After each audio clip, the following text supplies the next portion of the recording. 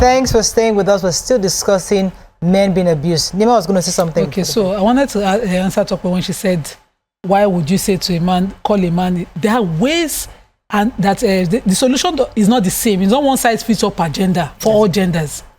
They say, when you hug your daughter, is you will tap your son, and you will not hug your son. You don't want to turn him to a woman. That's the point. He's a man, and a man he must remain. The moment you are hugging him in an abusive, come on, he's no longer 10 years old. If my son passed 10 years old, if he gets hugged, he will be on special occasions. It's not because I don't love him, but because I don't want to raise him. Sadly, I have to use the word. The hold on, Auntie Eni, hold on, Emma Bino. The solution differs per gender. It differs per gender. A woman might need that provision, but a man with his provision must be able. It's not the cry you want to cry. Let me pause you don't want to come and cry outside. Let me pause. Why can't she wants to burst? No. Let her burst. Let her burst. I have to answer Nyma. Excuse me, Nyma. I hate it when they say a man doesn't need hugs. A man is not allowed to cry. Wait, that's not what I said. A man is different from a woman. No, I'm not saying that they're the same. But a man, I think, my belief, should be hugged. I hug my grandson. Yeah. I hug him all the time. Yeah. It doesn't mean he's a woman. I shout at him when he bullies his sister. When you keep on saying men don't need hugs, men can't cry. You have picked one thing. No. Wait, hold on. So let me finish now. No, I didn't interrupt you. I let you finish. No. So when a man is not supposed to cry, is why we bring up men with this psychological problem. They're not emotionally connected. Yes. Let her rephrase what she's trying to say. Can I say this is what I said? So I have a son. You all know I hug. Every night I sleep with my son, but he's under 10. The age appropriate upbringing, I will give him, and that's me, in context. God forbid he's in a situation like this. What I will tell him is not to come and take or go. I will tell him, yes, and I will not tell him go and beat a woman. I will tell him man up. Meaning is that use your provision and find a solution. Not that you cannot, as a man, you can't be in this situation and you're crying out to people for help. How many people's houses will you go crying? Are you a woman? Yes, that's not the way you'd react. They will be looking for you. Baba Bisala, where are you? You are no longer around. We've been to your house. We've not seen you. When she's ready, we'll talk about it. She must be calm and willing to save that marriage before you address it. Okay. If you are talking to everybody, hey, Auntie Annie, hey, this Baba, Yaki, Nico and slap me. Yes. The disrespect will spread. It will spread in society. I get the angle you're coming from. Gender stereotypes. It's not gender stereotype. No, genders are Nyma. They're peculiar. They're different. We must address it like that. I don't like when we do blanket statements. We need to. None of what we're saying can be mutually exclusive. Your opinion is valid and it's your opinion. So is mine, because we've seen how men suffer in being able to express themselves. We've seen how we have raised African men not to be emotionally connected. African men don't connect emotionally. And when they do, they call them soft. African men don't understand because we don't raise them that way. And it must be a deliberate effort. Your strength does not mean you're not emotional. I would say hug that man that is being beaten. Hug him so he understands he's valuable as a human being that has emotion and hurts. Then sit him down and we do the pros and cons. What are the pros of this? What are the cons of this? What are the decisions you will need to make? Rational decision, not just brute force. What we see is allow men to use brute force to deal with emotional situation because they cannot verbalize challenges. They are not taught to, as in, vent and release. Women will cry. And in that cry, everything that is doing us, we will be able to rationalize. Okay. But we're not giving men that same advantage. So here is my opinion on when a man is. I do not agree with not hugging. My boys are 13, story, and they are 13 in a few months, April, and I know that they are feeling uncomfortable because everybody walks around with puberty.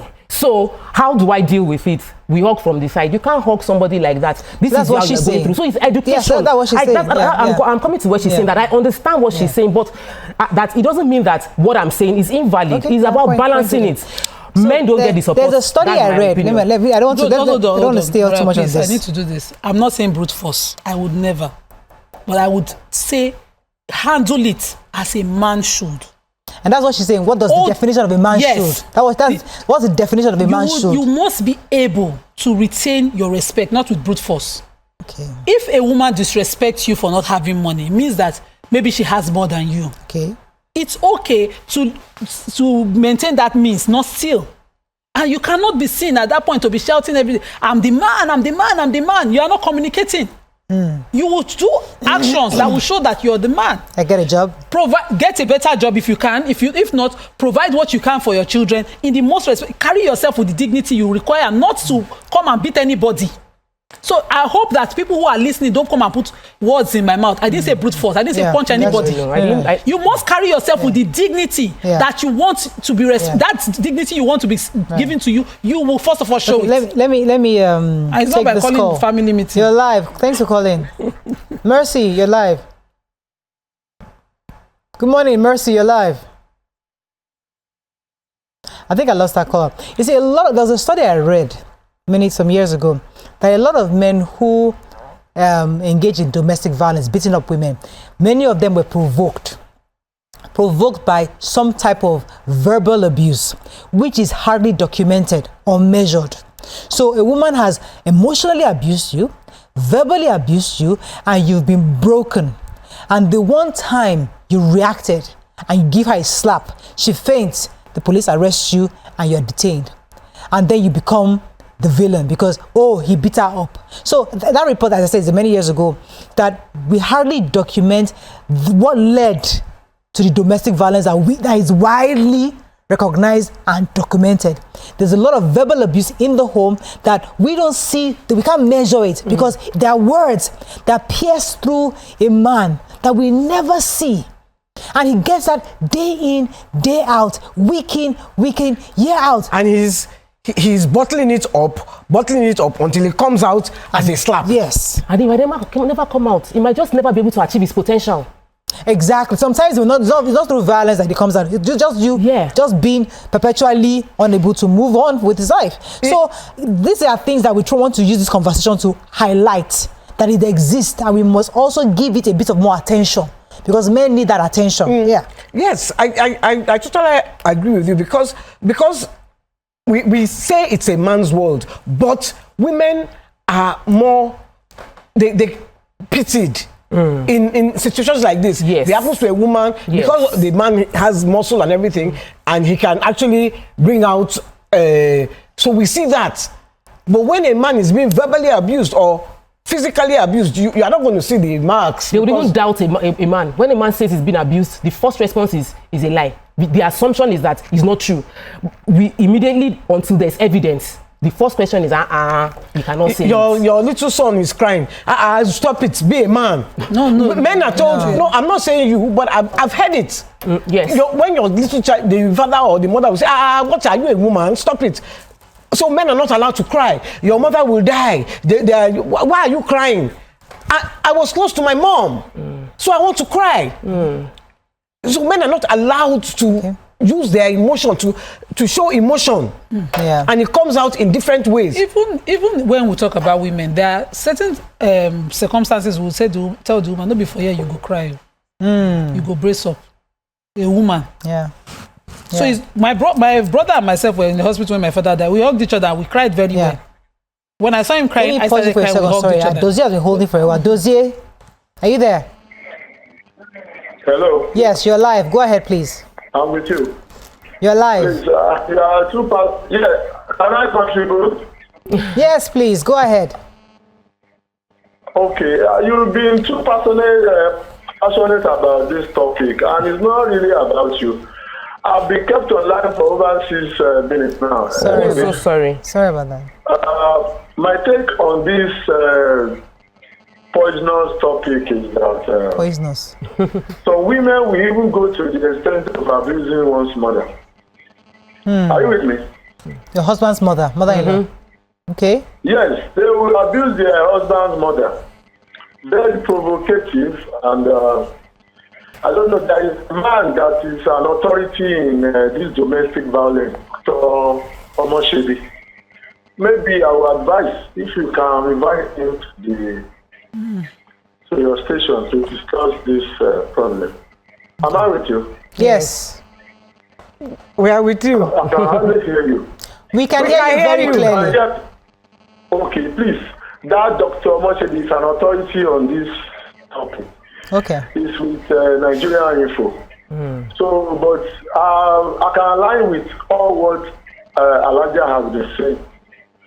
And it's really a problem because everything eventually leads to domestic violence. Yeah. Thank you very much, Dozier. So, Dozier raised something important. Like some of these women also beat up the husbands, the mother-in-law. No, he said they abuse it to provoke the man. They provoke those beating. Yeah. So women do that. Women also, women sometimes don't even suffer. They will cry out because society ordinarily, a girl is supposed to be softer, smaller, and so when a man is supposed to be beating them, it's supposed to be a bully situation. And so, but I was saying that even to a woman in marriage already with kids, women, when something happens, call women, auntie, not before here you go cry, make you man up, make you hold body. People advise you. So it's not that when a man comes with the same circumstance, you tell him, oh yeah, come and cry, come and, oh, my father will say, come, you should come and suck breast. You will tell him the truth. I had an only brother. I remember when my brother, every night we'll sit together in the house, we'll be talking and I will be gisting all the gist about everybody in class. My father came to the room and said, this is now how Isa come and raised you. So you two, you will now become talk like your sister. No, you need, because it was an only, so I said, you need another boy who would let me unpack what Nyma is saying. Your sister. Let me try to unpack what Nyma is saying, because the truth is that we've tried to reverse what has been naturally always given, where a man who was almost, biblically is the leader. Adam was created and every other thing was created after him. And there's always been this natural hierarchy that was created. But modern times I've tried to change that, reverse that somewhat. So a man is tagged as soft when he's able to cry, but we say men are allowed to cry. But what I'm hearing is that we're not saying you shouldn't cry, but the truth is that there's a role a man should play where he's supposed to be a leadership role. Now we need to define that. Are leaders allowed to cry? Absolutely. Now what kind of leader would you be if everybody sees you crying? Is what you're saying, that yes, you might cry, but don't become the person that the president is crying, married by our president all over the place is just crying. He's crying in China. We had one governor now. Cross River. Every small thing. Did you think he was natural? No. This man should be crying. No. Because his own crying had the. I rest my case. He's crying. I have a caller. But men should cry now. He was emotional now. Abiodun has been holding. Good morning, Abiodun. Abiodun, thanks for calling. You are live. Go ahead, please. Good morning. Good morning, sir. Yes, sir. How are you, ma'am? Very well, thank you. I just want to greet all the noble women of your field. Thank you, sir. What you are discussing this morning is you are really talking about my real life. If I tell you that before my wife finally packed up, not this kind of call. They used to lose network. Producer, you call him back. Mr. Abiodun, I better go. We have to speak to Mr. Abiodun because the reason why we do this show is because of people like Mr. Abiodun to understand. So please help us call back Mr. Abiodun. Yes. So you know that there is an expectation that women are soft, and we've seen women who they are strong. They've lost their softness. No, not it's lost. Let her. Oh, please. I'm not talking about. I'm talking biologically, scientifically proven. They have a lot more testosterone. They are strong. It is not based on being raised. It's not nurture. It's nature. And there are men who also have biologically feminine. It's not about. I think we are estrogen there. Yes, okay. It's not based on how they were nurtured or anything. And there must be room for people to be how they are. So when we talk about the man needs to be strong, then we ignore the fact that there are men that do not have the capacity to have that strength. It's not in them, and we shouldn't. So if we also talk about you see. There are cases when we have conversations like this, and the likelihood of us just saying this is how we should be, there is no one box that fits everybody. There are men that are naturally wired to man up and they would deal with situations, and there are men that need the other room, other emotional expression. So I was having a conversation yesterday, and I want to really say this story. You said the other room? No, emotional expression. Room for emotional expression. So we were having a conversation yesterday after the show. Our guest was a diaspora returning, and she had another guest. And so after the show, we were asking her that how is he dating Nigerian men? because they did not grow up here. What they said was they would financially take care of you and give you, they would spoil you, but they are not emotionally connected, not in the same way as the people they date in the abroad when they are there. The two of them said it. They've had those relationships and they're like, the Nigerian man will take care of you, but he does not understand your emotion. He won't even really express emotion with you. So we don't see it because it's normal everywhere we are until you experience the sensitivity of another culture, of how other men behave. Gotcha. Then you realize that what you have been dealing with is trauma, you have been suffering.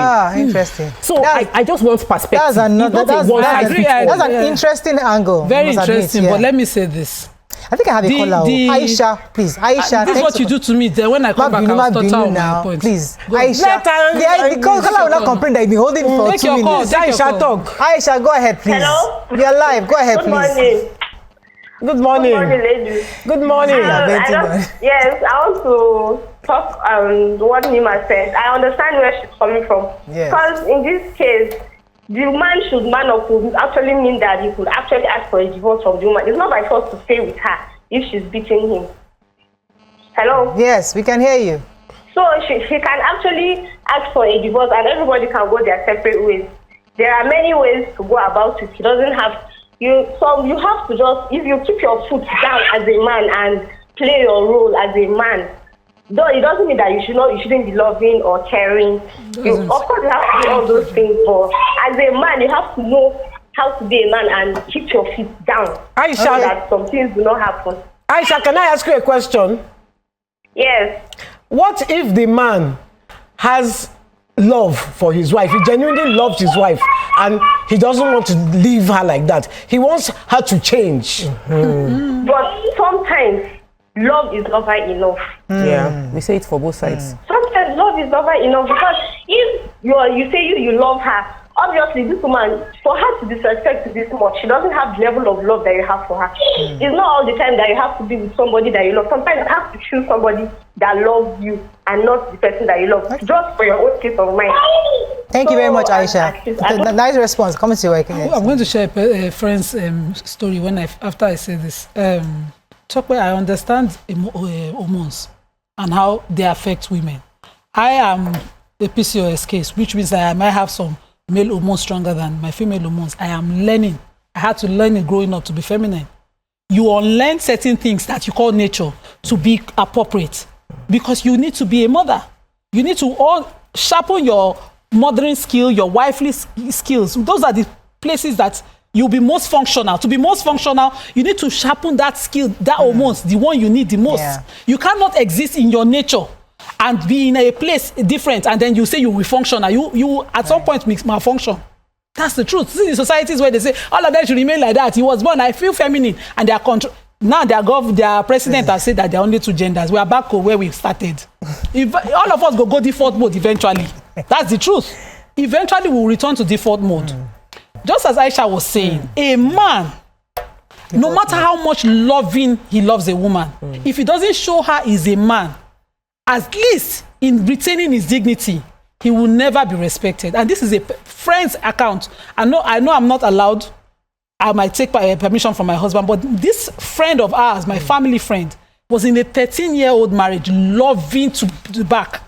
He did not only provide within his means. Now she's saying she wanted a wealthy man. When she married him, she wanted him to be extremely wealthy. But that's not the point. If the man makes 100,000 and he spends 80,000 on this woman, I beg, is he not wealthy? Is he not trying? He has tried. Apart from doing all of that, he comes home, packs his wife's clothes, he will wash it, his neighbors will be laughing. He will say, no, I'm just supporting my wife. And while he was doing all of that, she kept disrespecting him on his means, on his ways. The matter reach where slap they join. DNA, they prove children not be your own. Confrontation is telling him the children are not his own. And I kept asking my husband, when are you going to advise your friend to do this right thing? I said, it's not to beat, he should step out of this place.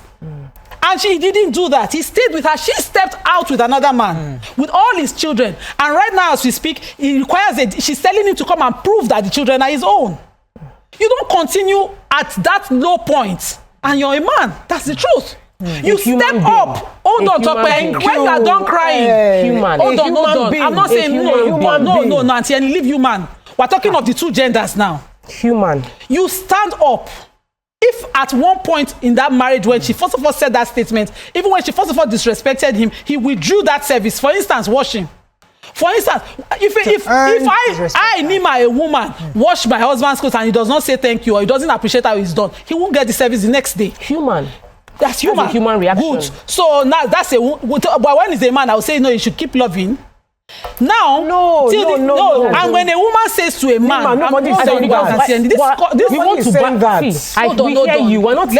Let me just say what I'm saying. We have 2 minutes left on the show. Hold on. When a woman, talk about your. Bele. I'm saying the answers, the solution are peculiar gender. Yeah. And because the roles are peculiar. Okay. And if a woman were to say to you, a man, this child is not your own, that woman must prove where she stands. That's what our society, our own traditional society would make her do. Okay. But now when we are coming, where people are coming, maybe we should just. I know. If a woman says to a man that child is not your own, if I'm the man, DNA straight. I will not touch you. I will not eat from you. I will call my family. You will that child is mine. So I feel that when we create gender, like we're talking about gender, I'm saying it's human being. Human beings should not be wicked. Human beings should not be wicked. I totally agree with you. We are talking two genders now. This man, I do video. We are not talking human being right now. We have to. I don't know that gender than two gender. I don't understand. Why you talk two gender? How many gender are there? We are blurring the lines. I think we have to wrap up. But I think I like what Nyma has said earlier, where she said that at some point we all refer back to default mode. Because the truth is that as the world is going, do this, we are evolving. But somehow we always come back to basics. Okay, whose role is what? I remember I've said it several times where I think it was a pastor who held many years ago when I was having issues in my own marriage, and she said something that you must. Let me not use that example. But the point I'm trying to make is that we at some point will go back to default, but just like that. We're not arguing roles. Yes. We are arguing kindness and wickedness. Everybody of human. should be kind and so we have women being wicked to a man, and we must speak against it. Just as we say men being wicked to a woman should be spoken against. I was trying to find a way to wrap this up, but I can't get it in my head. Kindness with everybody. But let us universal kind. Okay, universal kindness. Universal kindness. I agree. That. I'm still trying to understand what's going on, but let's.